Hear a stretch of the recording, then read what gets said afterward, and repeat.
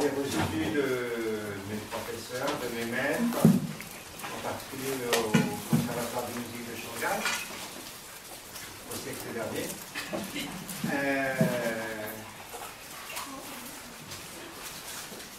C'est un répertoire, je reparlerai si vous voulez de ça, qui est en particulier écrit. C'est une des caractéristiques des musiques en Chine, c'est que l'écriture chinoise a été utilisée pour écrire les notes de musique depuis nettement plus d'un millénaire.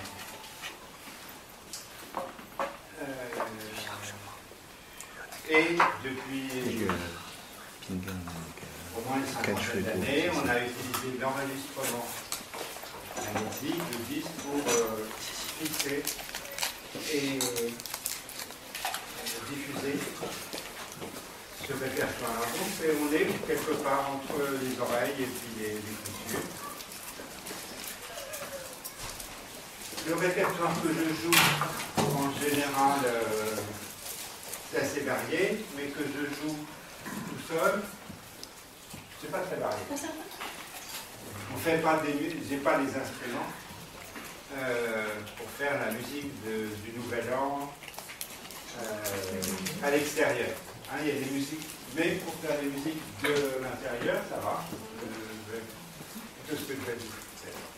Je peux jouer des musiques d'extérieur, j'aime bien, mais il faut être nombreux et que ça soit très bruyant pour que ce soit gênant, hein, que ce soit chaleureux,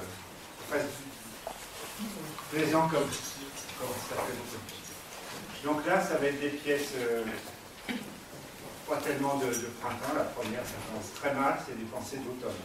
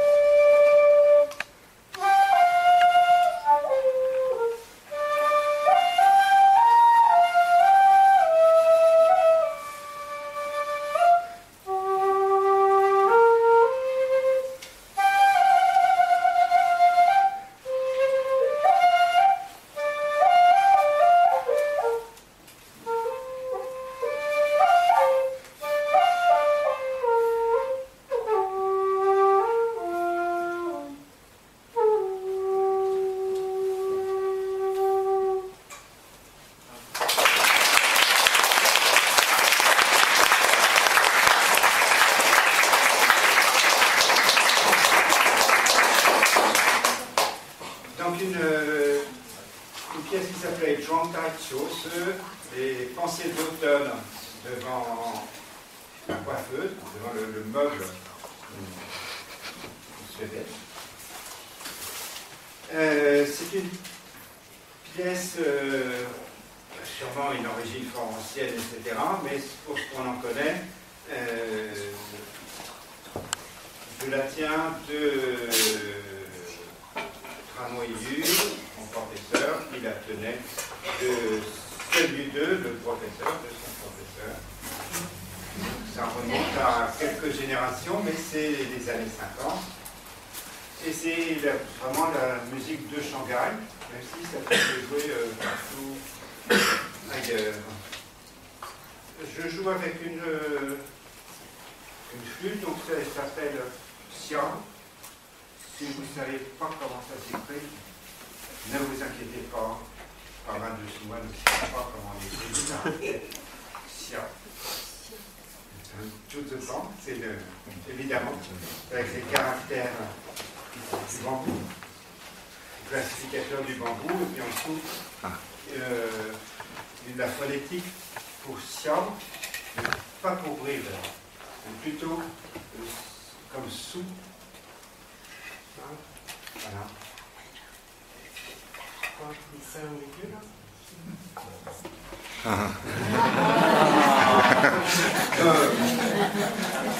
On a répété avant et c'est juste pour me mettre en valeur. Volontairement. Je suis rentrée sans savoir. Les pays vraiment immense savoir. Non, parce que je sais, chaque fois que je fais le cours de calligraphie, après Chantal, il y a quelqu'un automatiquement lui fait tous les sentences en français, en phonétique, en caractère. Il dit, qui est cela chez toi? Voilà. Et donc en dessous, c'est la nostalgie, l'amertume. Et en même temps, si on mettait la clé de bouche devant, ça veut dire faire du bruit mystérieusement avec la bouche. Siffler, mais siffler pour causer avec les esprits. Donc contrairement à l'étymologie où c'est toujours été en bon coup, là, me permet de, parce qu'elle plaît bien à mes amis musiciens et à moi, de jouer avec une flûte qui est une flûte tout à fait moderne et qui est en bois. Et donc, cette flûte, donc Xiao, dans le sud, à Taïwan, on l'appelle plutôt Song Xiao. Donc, c'est comme la grotte. Saint-Bien-Shui.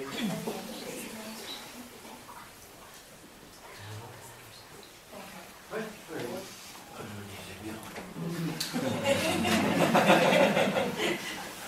Donc en pinyin déwagé. C'est une flûte à encoche d'un système qu'on n'a pas en Europe, mais qu'on a en Europe depuis les années 70 à travers le Kena de Flûte des Andes. On a ça dans le métro Châtelet. C'est le même principe. Pour ceux qui connaîtraient, cette flûte-là, en gros bambou, est passée au Japon à partir du 7e, 8e siècle. Elle a été jouée, elle a été oubliée, elle a été redécouverte, et elle a été transformée. Ça a donné une flûte qui s'appelle Choba, un pied 8 pouces, et ce qui se prononce en japonais shakuhachi. Et c'est une flûte, c'est le même objet, mais ça a un son totalement différent, et ça joue une musique japonaise. Une autre pièce du même répertoire, Beauchampiel, tel que c'est écrit, ça voudrait dire l'autel au-dessus du Bouddha, qui est bien sûr un petit peu à non-sens, le Bouddha qui est au-dessus de l'autel. Toujours le répertoire de scène du deux.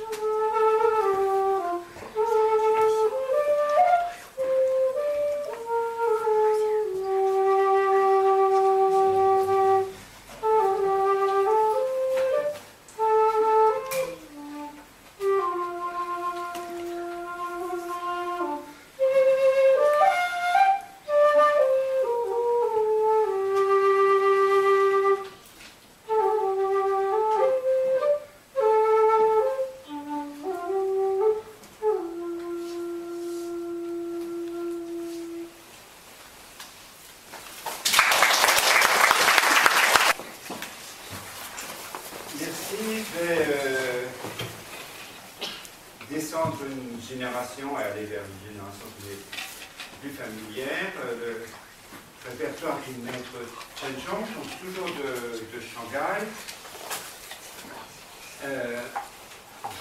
Chen Zhong avait fait le professeur, mon professeur Han Weiyu.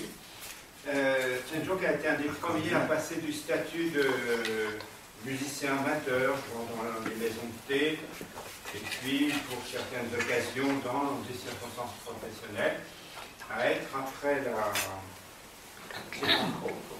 après la libération, après 1949, à acquérir le statut de musicien professionnel, c'est-à-dire qu'il n'était pas musicien professionnel au sens de l'ancien régime, et qu'il est devenu au sens du nouveau régime, et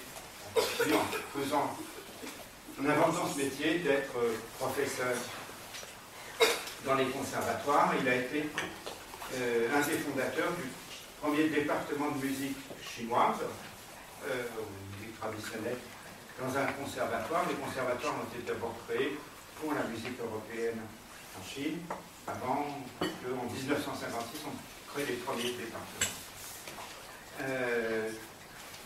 Chen Zhong avait gardé de l'ancienne manière de faire, le fait que pour jouer la musique ensemble, il fallait faire le tour de la table, et donc on passait du luth à la vielle, de la vielle à l'autre luth, de là à la flûte traversière, dites. Ensuite, l'arc-à-bouche en général, les polyinstrumentistes sautaient. Chen Zhong n'en fait pas. Puis on passait à la flûte xiao. Puis ensuite, de retour, les vielles, le luth à 3 cordes, le cymbalum, et enfin, quand on était vieux Saint-Céleste, on jouait juste à clavet. Et cet apprentissage de multi-instrumentiste permet vraiment de un peu éviter de se dire c'est une pièce solo et je vais briller, parce que le choix, on joue l'instrument d'à côté, on ne va pas encore se dire c'est encore moi qui est le soliste. Non, personne tout le monde est soliste, à la condition de jouer avec les Et Chen Zhong avait, à travers la flûte traversière et la flûte droite, le xiao, le titre et le xiao, accès à beaucoup de répertoires, et en particulier des répertoires, même si on n'emploie pas trop ces catégories, qui vont être joyeux ou tristes, ou plutôt en chinois, des répertoires pour l'extérieur, des répertoires pour l'intérieur. Donc de nouveau une pièce répertoire plutôt intime, s'appelle Damshan Yoshui. J'espère que vous avez tous calligraphié ça. C'est des montagnes hautes et de boules. C'est-à-dire, donc, il y a Yoshan, Yoshui. C'est ceux qui calligraphient, surtout ceux qui font la peinture, connaissent ça, puisque c'est les mots qui font le mot paysage. Shan Shui, la montagne, et puis l'eau. Donc il y a du proche, il y a du lointain, il y a du fixe et il y a du mobile. Voilà. Et si vous avez un petit aperçu de ça.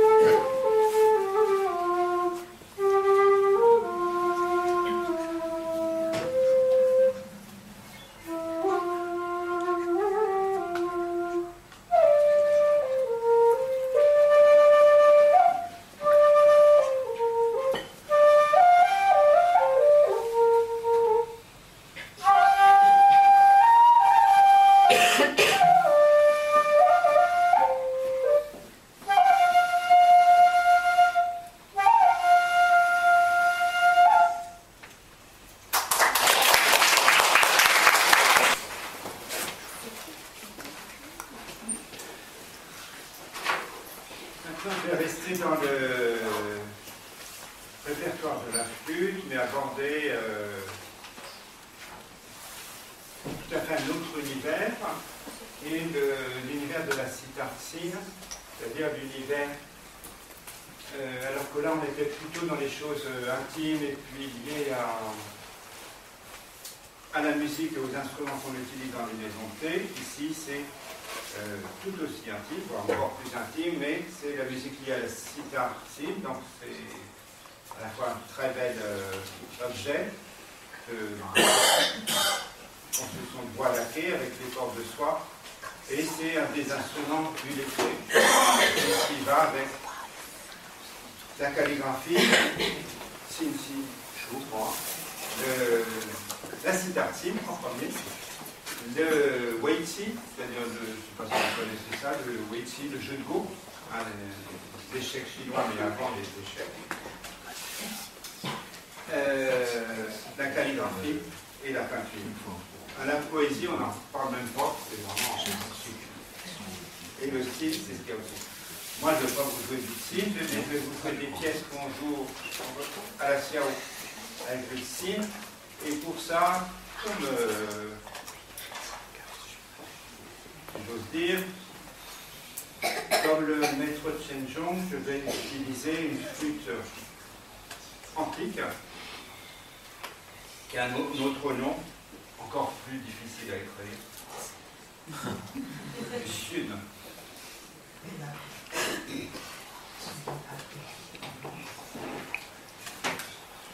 Un texte chinois.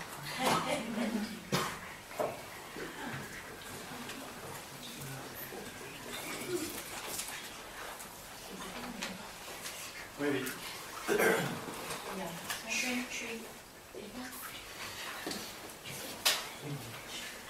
Donc ça s'écrit avec la clé de la terre, et ça a été transmis grâce à ça, parce que c'est un des païens, un des 8 matériaux sonores.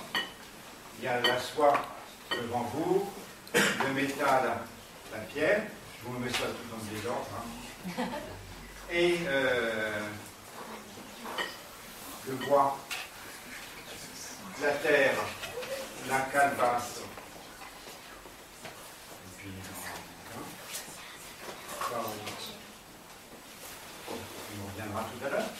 Et donc, pour faire la musique des cérémonies dites en français, en confucéenne, les musiques du Wenyao, il faut, les musiques du temple de la littérature, il faut avoir les 8 matériaux sonores, le soir, le bambou, les carillons de cloche, les carillons de pierre, etc. Et il faut avoir le sud, même si personne ne l'entend.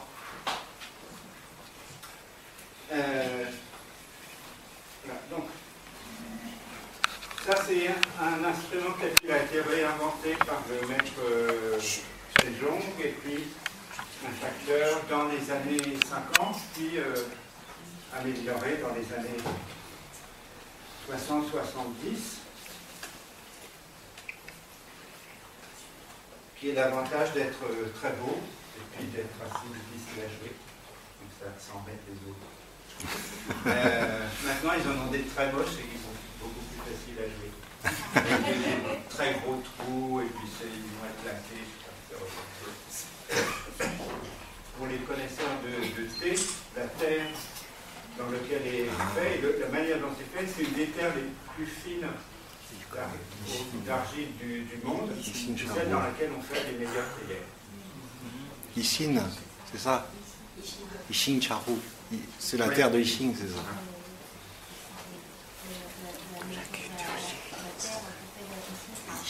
Oui, on fait les théières. Terre cuite, mais à terre cuite, pas les terres vernissées, on va garder la matière. Donc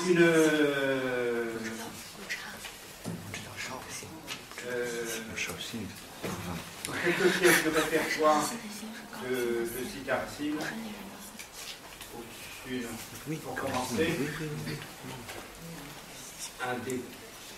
La mise en musique d'un des plus célèbres poèmes, d'un des plus célèbres poètes de la plus grande dynastie poétique, hein, les îles de l'Orient,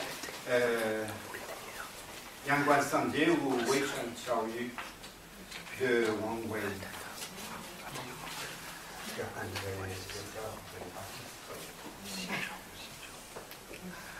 C'est un peu, l'histoire est un peu triste, mais bon, ça fait rêver, c'est des voyages, l'Asie centrale.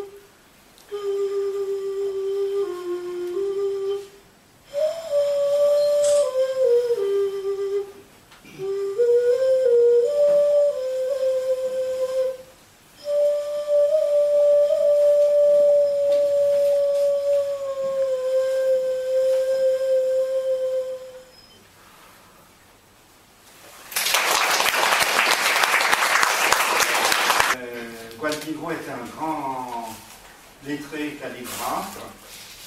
Il a fait la liaison entre vraiment les savoirs de la dynastie Qing et puis l'époque contemporaine.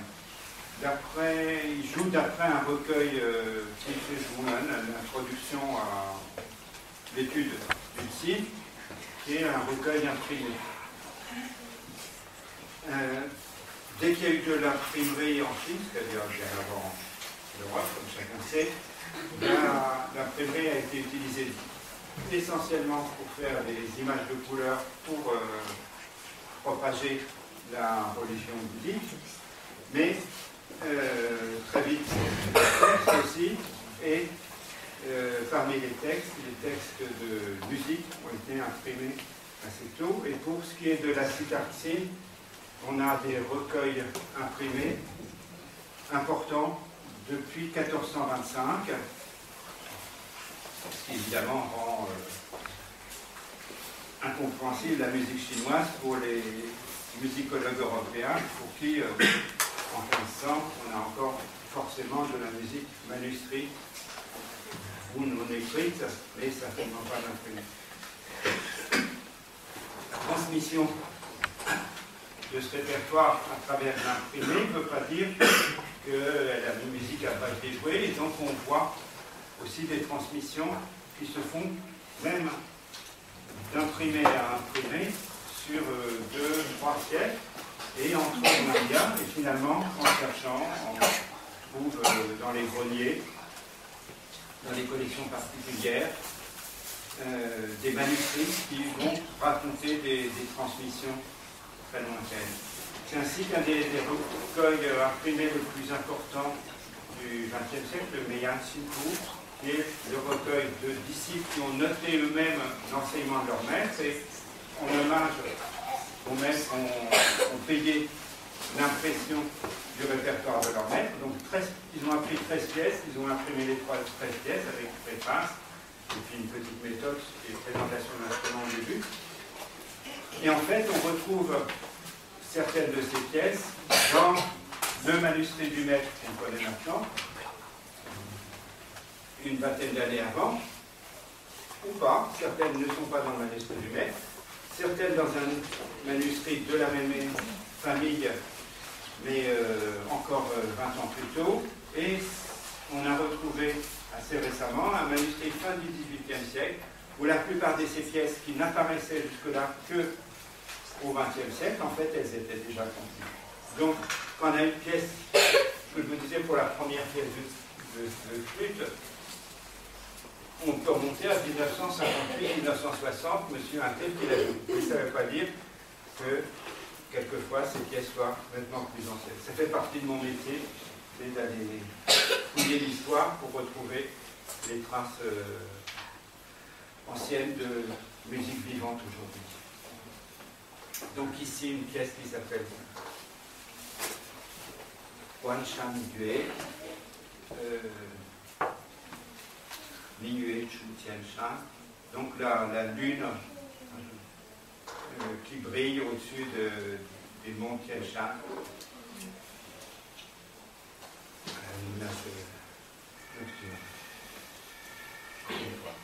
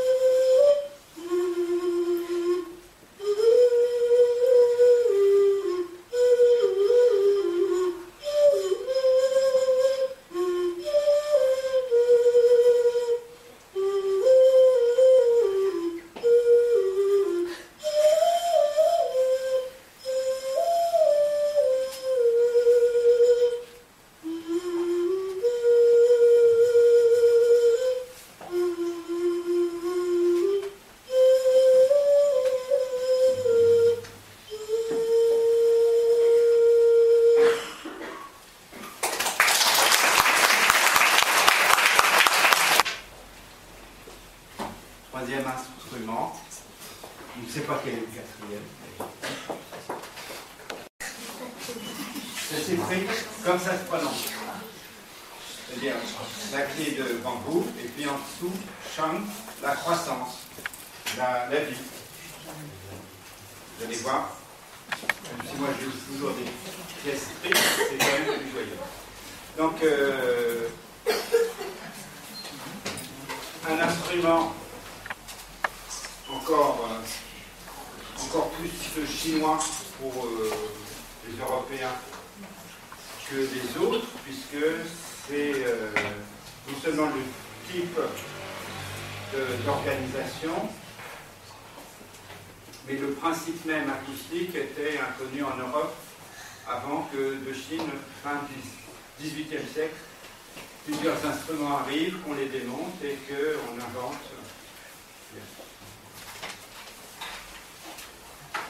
Vous démonter pour vous montrer le secret de l'instrument. Donc, les tuyaux sont indépendants, ils sont posés dans une calebasse qui est faite aujourd'hui en métal. Ça, c'est un instrument un peu à l'ancienne en bois. On souffle par le tuyau, l'air va être réparti dans un couloir circulaire à l'intérieur de la caisse et arriver au pied de chaque tuyau. Chaque tuyau donc, est indépendant, mais pour pouvoir les jouer, on les fagote, on les met ensemble. Et en bas, qui est en verre de gris, là, c'est une hanche en bronze recouverte ici d'oxyde de cuivre. Et c'est l'anche qui va faire la note.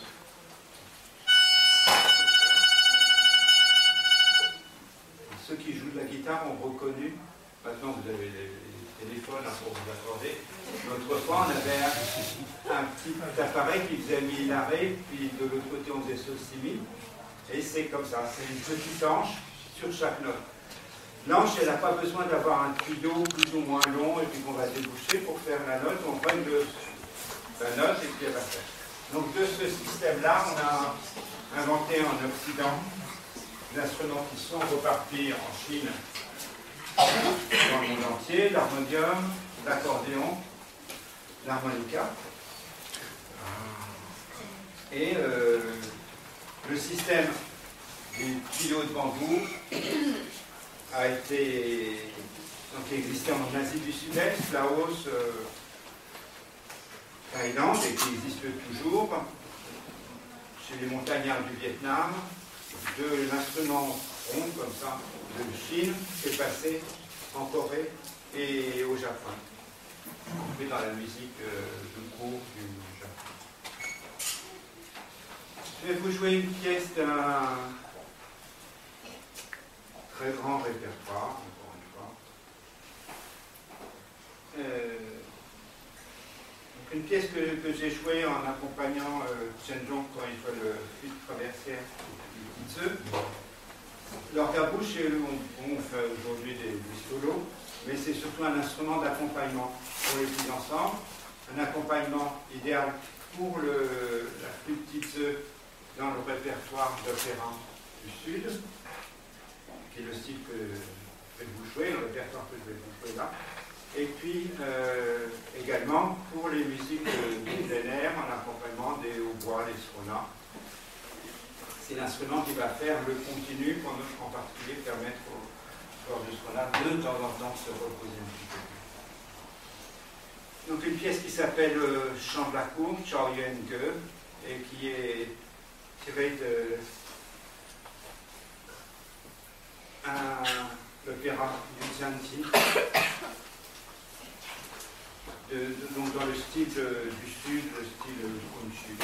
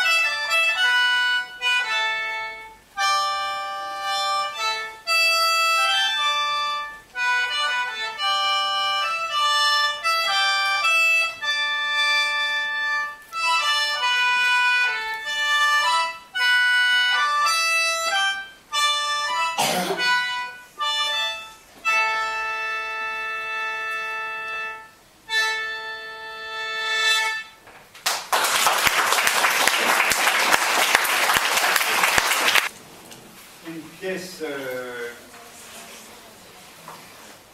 du répertoire des maisons de thé de Shanghai.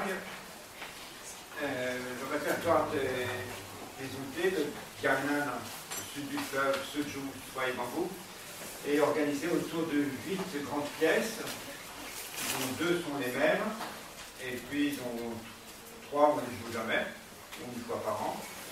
Et en fait, on joue toujours les 4 mêmes. Et parmi les 4, une dans laquelle de laquelle on a tiré un solo, entre guillemets, dans la bouche, prendre le gueule, un chant de réjouissance.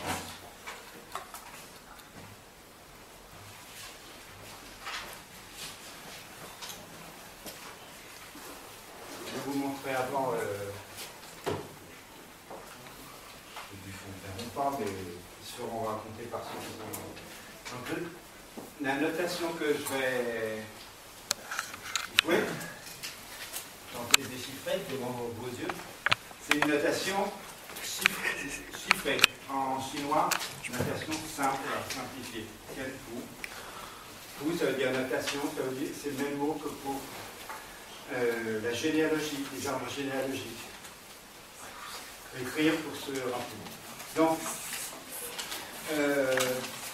mi, ré, mi, sol, la, do, mi, ré, sol, sol, ça s'écrit 3, 2, 3, 5, mais ça se prononce mi, ré, mi, 3, ré, 2, do, 1. C'est très facile. Et c'est très complet, et ça permet d'écrire très précisément la musique. Pour jouer de l'harmonie, c'est pas ce qu'il y a de plus simple. Pour jouer vous pouvez écrire, apprendre le nom des notes, transmettre, c'est beaucoup plus facile, et imprimer, c'est beaucoup plus facile que la porter. Donc ici, c'est la même chose exactement, transcrite par moi-même, sur portée, sur un ordinateur. Et comme on est en ton de Ré, avec 2 dièses à la clé, le Mi, Ré, Mi, il va être Fa, Fa dièse, Mi, Fa dièse, mais en chinois, ça se prononce quand même Mi, Ré, Mi, ce qui est quand même plus logique et plus accessible, plus musical. La notation ancienne, ici 1919, elle est en colonne verticale avec des caractères chinois à peu près standards, mais qui ne sont pas utilisés pour ce qu'ils veulent dire. Gong Liu Shang Se, ça ne veut pas dire le travailleur monte 6 fois, et là on arrive à 4, ça veut dire Mi, Sol, Do, La. Ou, voilà, Mi, Sol, Do, La. Donc il y a des petites croix et des ronds pour dire où est la claquette. Donc si on a 2 notes entre 2 claquettes, on va faire tac, tac, tac, tac, tac, tac, tac, tac. Ça indique donc les valeurs de durée d'une manière suffisante pour se mettre d'accord entre personnes, mais et puis les valeurs de hauteur sont très marquées.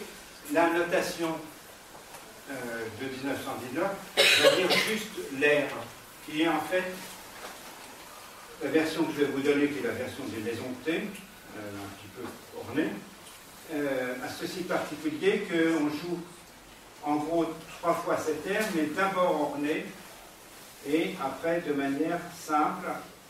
Et comme très souvent dans les musiques d'ensemble, du lent au moyen et au vif, voire au très vif.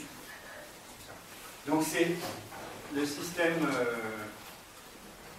comme en Occident, de thème et variation, comme chez Beethoven, sauf que là c'est variation et le thème. L'astuce, c'est qu'en Chine, souvent on fait variation, variation, variation, et le thème, on ne le joue jamais. Mais les musiciens savent, parce que ce qu'ils vont chanter, c'est d'abord le nom du thème, l'air du thème. Mais on n'a que les variations. Un peu comme en jazz, où les musiciens connaissent l'air, et feuille morte, mais jamais il ne joue. Il joue que au dessous. Un peu comme, mais pas tout à fait comme. Je parlais un petit peu d'harmonie. Vous avez remarqué, l'orgue à bouche, il permet de faire plusieurs notes à la fois.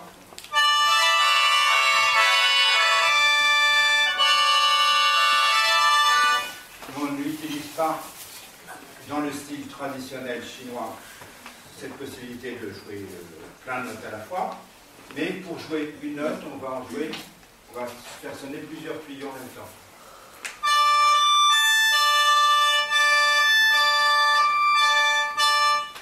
Do, on va jouer do, do, sol, do.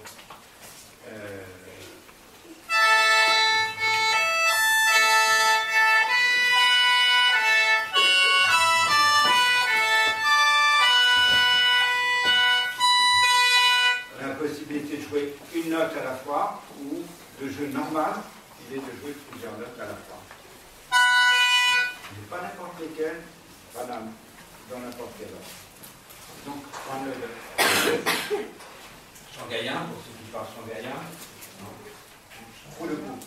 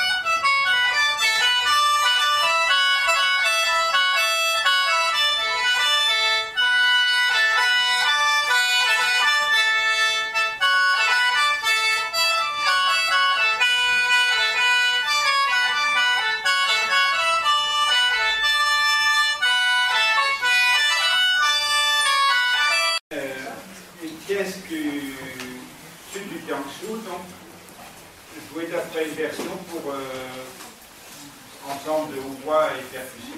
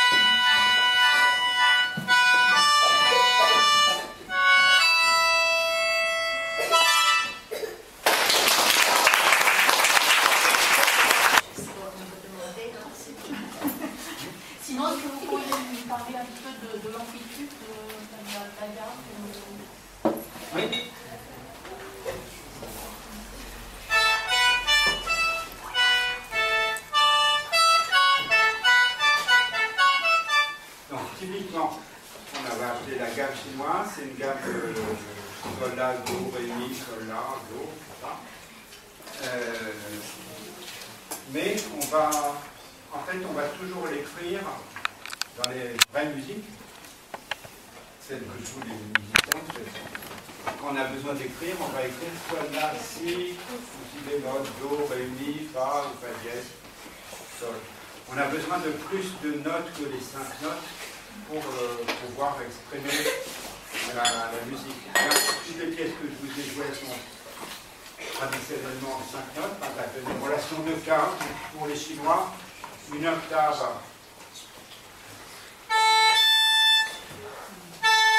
c'est la même note, et une quinte, c'est encore la même note. Si une note est enrichie de sa quinte, ça reste la même note. Donc la gamme va être fortement structurée par fa, do, sol, ré, la, mi, mi, si. Les quintes vont beaucoup organiser le cheminement de la musique qui va passer d'une quinte à l'autre, avec des balancements. La musique va passer d'un, on va être sur le ré, on va être sur le do, on va être sur le la, on va être sur le sol.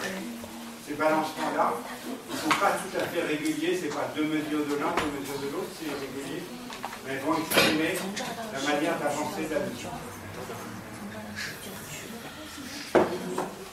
Et pour la Sorbonne, on appelle ça les gammes pentatoniques et anémitoniques. On peut très bien faciliter les mots.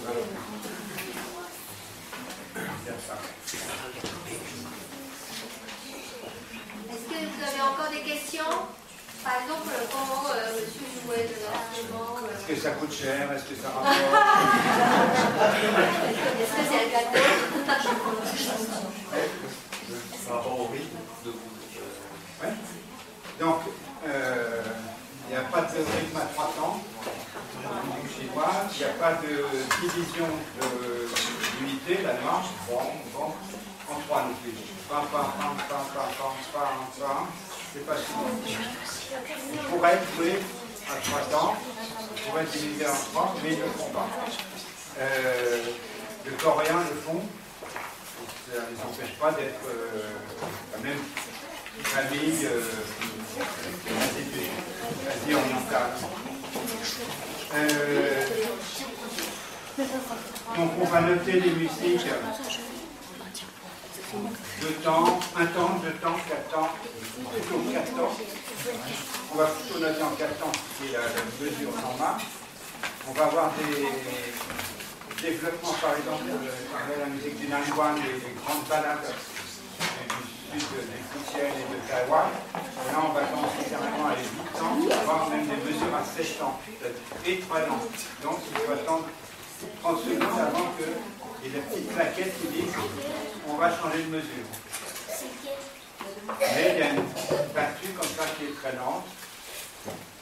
7 ans, 8 ans, 4 ans. En rapide, on va passer de 4 à 2. Et puis, pour les finales, avec les gongs et cymbales, très rapide, on va passer à 1 temps. Et donc, il y a une combinatoire de la frappe de la percussion, de la battue, de l'organisation, qui va s'écrire avec des mesures, mais avec une indication 1, 2, 3, 4, 1, 2, 3, 4. Mais la mélodie va être un peu plus longue, un peu plus courte que ces groupes de 4 mesures. On a des musiques qui sont très structurées en 4 fois 4 mesures, mais c'est les musiques des temples confucéens. Les musiques des Wanyao, elles sont très organisées sur 4 temps, des mesures de 4 temps, et puis 4 mesures de 4 qui donnent une phrase, et puis après 4 phrases qui donnent une strophe, et après 4 strophes. Donc, on organise comme ça, c'est très réglé comme du papier à musique. Et autrement, dans les vraies musiques du genre, surtout l'opéra du Sud, des choses comme ça, développées, même quand on joue à plusieurs, et quand on joue tout seul, comme sur la superstine, là, on se moque encore plus de la mesure. Il n'y a pas de mesure. Nous, on écrit ça avec des mesures pour avoir des repères. Et on va voir, si on écrit en mesure, on va voir 3 ans, 5 ans, 7 ans, 3 ans, irrégulier, parce que c'est le flux de la respiration.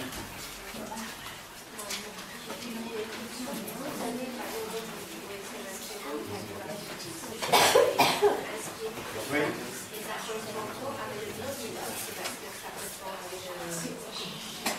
Alors, l'encre-bouche, les anges-fibres de l'encre-bouche ont la particularité de faire la même note quand on souffle et quand on inspire.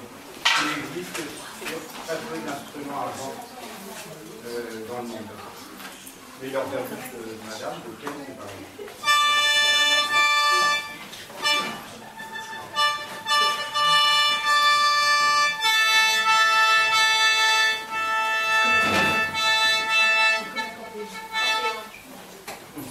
On aspire, ça fait la même note, la même hauteur, et si on travaille un petit peu, ça fait la même intensité, et donc ce qui va permettre d'avoir quelque chose sans faire le souffle continu, sans inspirer par le nez par la bouche, quelque chose de les fakirs font, mais ils s'enfilent un petit peu, ça permet d'avoir quelque chose de très continu. C'est assez... c'est un exercice de respiration qui est assez troublant pour les gens qui ne savent pas respirer ou pour les gens qui ont appris à respirer comme moi sur les instruments occidentaux. On doit avoir des inspirations très courtes et des expirations pour la flûte occidentale, la trompette, saxophone. Alors que pour l'encre-bouche, on va avoir des inspirations qui vont être aussi longues que les expirations. Alors là, on parlait tout à l'heure, est-ce que ça coûte cher, est-ce que ça rapporte beaucoup d'argent? L'effet physique que ça fait, c'est que ça donne très faim. Mais dans la Chine communiste, dans laquelle j'ai vécu, les joueurs d'encre-bouche, les joueurs d'instruments avant, on était assimilés aux sportifs. Et donc, on avait le droit à 2 bols de riz. Là où les joueurs d'instruments à cordes, ils n'avaient qu'un bol de riz. Parce que on éprouvait physiquement. Mais vous avez appris tous ces instruments, toutes ces musiques quand vous nous intéresser. Oh, au siècle dernier. Vous n'étiez même pas né. Donc au moment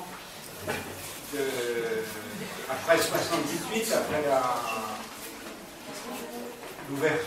politique d'ouverture de Deng, la Chine populaire a commencé à réouvrir les conservatoires. Ceux qui vous disent que la révolution culturelle a duré 10 ans, de 66 à 76, ils ont raison. Hein, ils ont appris ça par cœur et ils répètent ça par cœur. C'est vrai. Mais tous ceux qui l'ont éprouvé, ils savent qu'elle était bien plus longue. En 58, c'était déjà pas terrible. En 63, il y a eu un petit... et puis après, ça s'est terminé. Et 63 à 78, moi je trouve plutôt 15 ans que 10 ans. Pour les rituels, le taoïsme à Shanghai, par exemple, il a fallu attendre 83 sans doute pour que ça puisse reprendre. En 85, c'était encore, et en 86, quand on s'est arrivé à Shanghai, c'était encore interdit de les faire physiquement. Mais ils avaient quand même le droit de le faire. Donc il y a eu 20 ans, 15-20 ans d'arrêt de transmission des pratiques rituelles, des pratiques amusements. Pendant la révolution culturelle, il y avait on jouait ville d'opéra et ballet. Il n'y en avait pas 9 et on les jouait le matin ou le soir. Quand on les jouait pas, on les entendait dans les chambres, dans les bureaux, même dans le train. C'était sonorisé et qu'on le pouvait ou pas. Il n'y a pas de paupières pour les oreilles, comme on dit. Hein. On ne pouvait pas ne pas entendre. Et toujours les mêmes musiques. Donc à partir de 78 et surtout 83-85, il y a eu une grande renouveau avec une soif d'ouverture vers la nouveauté de l'Occident, mais aussi de redécouverte et de transmission de tous les patrimoines qu'il y avait. Et ça a été le moment aussi où les gens qui avaient été éduqués avant 1949 se sont dit, si ça vous retombe dessus, si c'est foutu, donc il faut maintenant transmettre à toute vitesse. Et donc il y a eu entre 83 et 89, 89 ça a été vraiment une grande clôture pour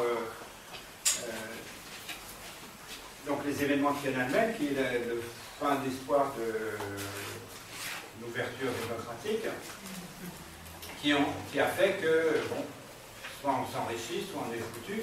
Il y a eu un changement de culture très fort en Chine populaire, suivant ce qu'il y avait eu Hong Kong, Singapour, Taïwan ou Corée, Japon, hein, la modernité.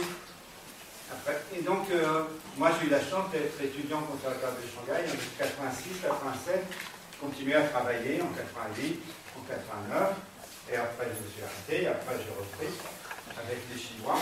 Et cette période-là était une période où les gens avaient vraiment, il y avait des choses partout, ils avaient vraiment envie de transmettre. Et voilà, si on avait un statut d'étrangers qui ne les mettaient pas en danger, parce qu'ils étaient encore à juste titre très méfiants, ils le sont encore et ils ont raison. Voilà, je suis musicien, je viens de la part d'un tel, on avait vraiment accès à beaucoup de choses. J'ai eu beaucoup d'entretiens, apprendre, enregistrer des musiciens, des chanteurs, des maîtres de rituels, des cérémonies. Ça existe encore, hein, j'ai bénéficié d'un long séjour à un moment très particulier. J'étais à Shanghai pendant un an, étudiant à Shanghai, mais on avait la possibilité, ou quand on l'avait pour moi, je